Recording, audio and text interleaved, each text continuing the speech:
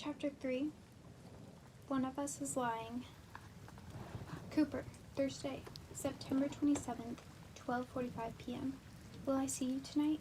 Keely takes my hand as we walk to our lockers after lunch, looking up at me with huge dark eyes. Her mom is Swedish, her dad is Filipino, and the combination makes Keely the most beautiful girl in school by a lot.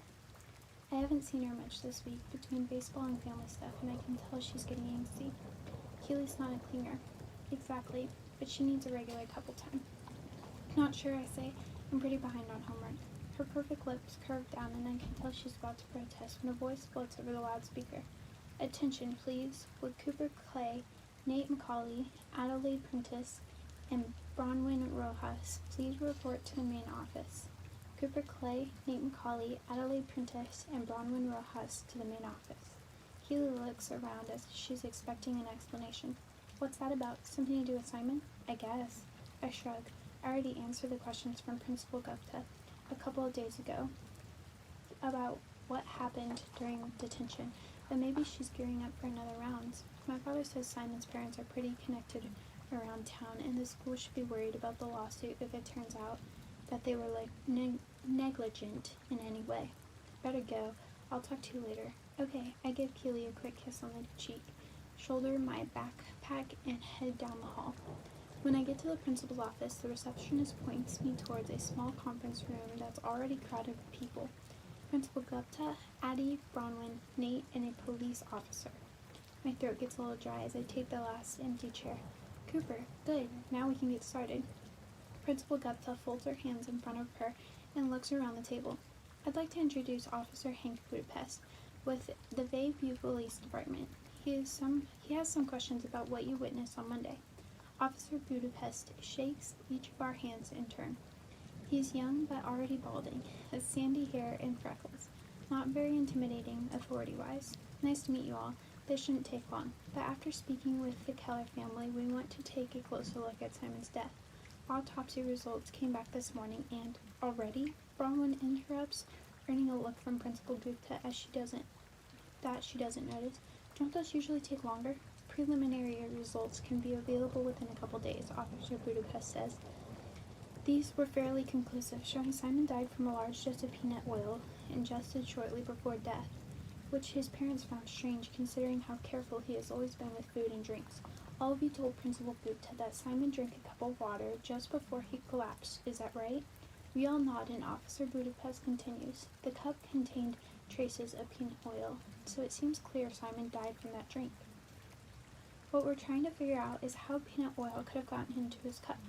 Nobody speaks. Addie meets my eyes and then cuts hers away, a small frown creasing her forehead. Does anyone remember where Simon got the cup from? Officer Budapest prompts, poising his pen over a blank notepad in front of him. I wasn't paying attention, Brown says. I was writing my assignment. Me too, Addie says, although I could have sworn she hadn't even started. Nate stretches and stares at the ceiling. I remember, I volunteer.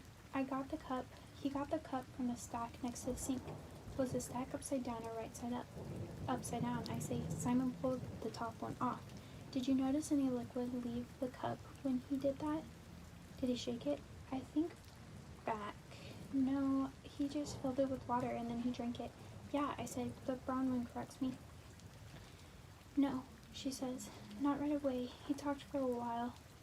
Remember? She turns to Nate. He asked you if you put the cell phones in our backpacks, the ones that got us in trouble with Mr. Avery. The cell phones, right. Officer Budapest scratches something down on his notebook. He doesn't say it like the question, but Bronwyn explains anyway. Someone played a prank on us, she said. It's why we were in detention. Mr. Avery found our phones in a backpack that didn't belong to us. She turns to Principal Gupta with an injured expression. It really wasn't fair. I've been meaning to ask. Is that something that goes on your permanent record? Nate rolls his eyes. It wasn't me. Someone stuck a phone in my backpack too. Principal Gupta frowns her brow. This is the first time I'm hearing about this. I shrug when she meets my eyes. Those phones were the last thing on my mind those past few days. Officer Budapest doesn't look surprised. Mr. Avery mentioned that when I met with him earlier, he said none of the kids ever claimed the phones, and he thought it must be a prank after all. He slides a pin between his index and middle finger and taps it rhythmically against the table. Is that the sort of joke Simon would have played on you all? I don't see why, Addie says. There was a phone in his backpack too. Besides, I barely knew him. You were on junior prom court with him, Bronwyn points out. Addie blinks, as if she only just remembering that's true. Any of you kids ever had trouble with Simon? Officer Budapest asks. I've heard about the app he made. About that, right? He's looking at me, so I nod. You guys ever been on it? Everyone shakes their head except Nate. Lots of times, he says. What for? Officer Budapest asks. Nate smirks. Stupid shit, he says. But Principal Gupta cuts him off. Language, Mr. Macaulay. Stupid stuff, Nate amends, looking up mostly. Did that bother you, being gossiped about? Not really. He looks like he means it. I guess being on a gossip app isn't a big deal compared to getting arrested, if that's true. Simon never posted it, so nobody seems to know exactly what Nate's deal is. Kind of pathetic how Simon was our most trusted news source. Officer Budapest looks at the rest of us. But not you three. We all shake our heads again. Did you ever worry about ending up on Simon's app? Feel like you had something hanging over your heads or anything like that? Not me, I say, but my voice isn't as confident as I would have liked. I glance away from Officer Budapest, catch Addie and Bronwyn looking like polar opposites. Addie's gone pale as a ghost and Bronwyn's flushed brick red. Nate watches them for a second, tilts his chair back and looks at Officer Budapest. Everybody's got secrets, he says, right? My workout routine goes long that night, but my dad makes everyone wait until I'm done to eat dinner together. My brother Lucas crouches his stomach and staggers to the table with a long, suffering look when we finally sit down at 7. The topic of conversation is the same as it's been all week. Simon. You had to figure out the police get involved at some point, Pop says, spooning a small amount of mashed potatoes into his plate. Something's not right about how that boy died. He snorts. Peanut oil in the water system, maybe? Lawyers are going to have a field day with that. Were his eyes bugging out of his head like this? Asked Lucas, making a face. He's 12 and Simon's death is nothing but a video game gore to him. My grandmother reaches over and swats Lucas with the back of his hand. On the back of his hand. Nani's barely 5 feet tall, with a head full of tight white curls, and she means business. Hush your mouth, useless. You can speak of that poor young man with respect. Nani's lived with us since we moved from Mississippi 5 years ago. It surprised me that when she came along, our grandfather had been dead for years, but she had plenty of friends and clubs to keep her busy.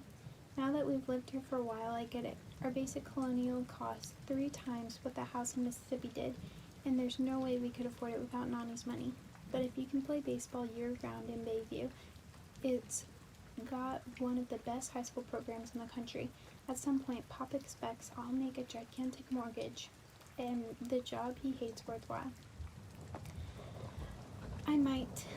After my fistball improved with 5 miles an hour over the summer, I ended up 4th on ESPN's predictions for June MLB draft next year.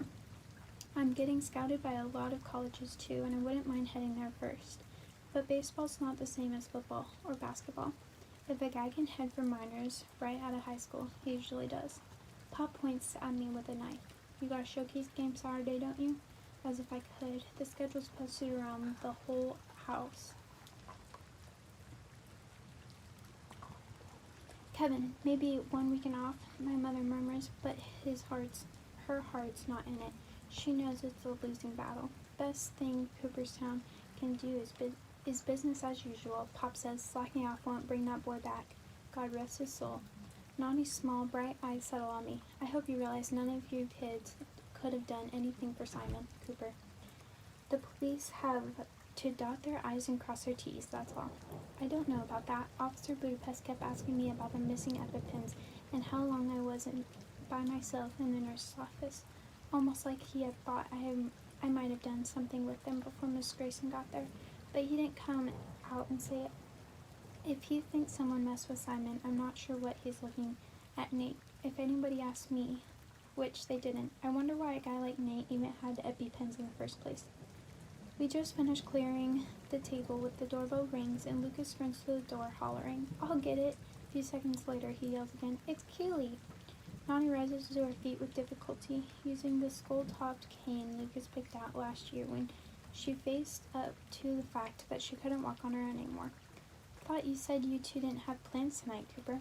"We didn't," I mutter as Keely enters the kitchen with a smile, wrapping her arms around my neck in a tight hug. "How are you?" she murmurs in my ear, her soft left strip brushing my cheek. "I've been thinking about you all day."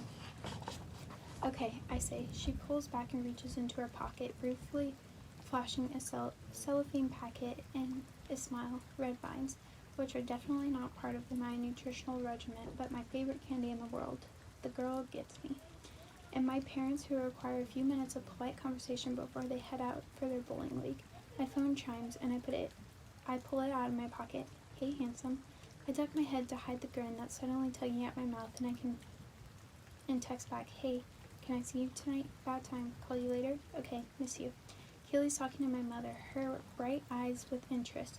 She's not faking it. Keely isn't only beautiful. She's what Nani calls sugar all the way through. A genuinely sweet girl. Every guy at Bayview wishes he were me. Miss you too.